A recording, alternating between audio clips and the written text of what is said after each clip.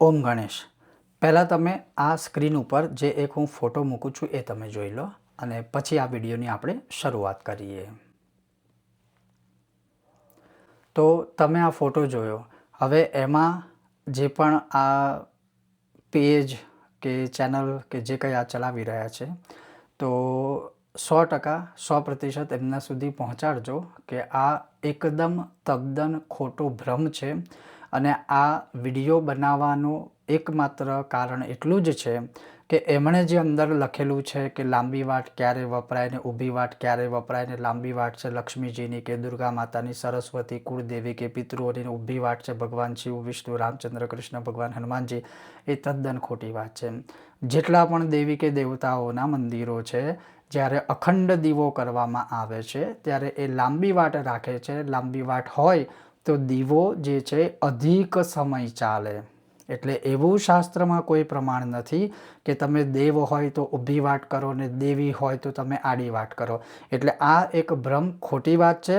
અને એમાં શબ્દ પણ પાછો એવો વાપરેલો છે કે દેવીઓ અને પિતૃઓ પુરુષ દેવતાઓ માટે યોગ્ય, એટલે આ અયોગ્ય છે. શાસ્ત્રમાં ક્યાંય પ્રમાણ નથી.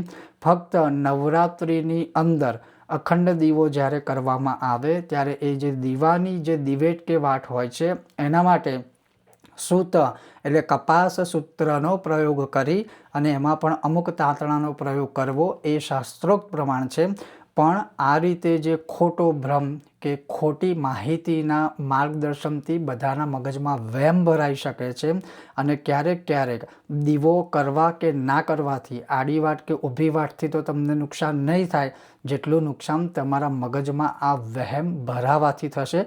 તો જરૂરથી આ તદ્દન ભ્રમ છે. હા, પ્રયોગ તમે કહી શકો, કોઈને ટોટકા બતાવી શકો, તમે બતાવી શકો, પણ જે અંદર દાવો કરેલો છે કે આ 99% લોકો ભૂલ કરે છે, આ જાણતા નથી, આ શાસ્ત્રોક્ત છે, તો આ શાસ્ત્રોક્ત નથી, આ અશાસ્ત્રોક્ત છે. તો જરૂરથી કોઈ આવા ભ્રમમાં તમે આવશો નહીં. બાકી પ્રયોગ સ્વરૂપે તમે કોઈને માર્ગદર્શન આપો એ ખોટું નથી, પણ શાસ્ત્રના પ્રમાણે કે શાસ્ત્રનું નામ દઈને આ વસ્તુ કદાચ આપણે આવું કરવું જોઈએ નહીં. ઓમ ગણેશ. હર હર મહાદેવ.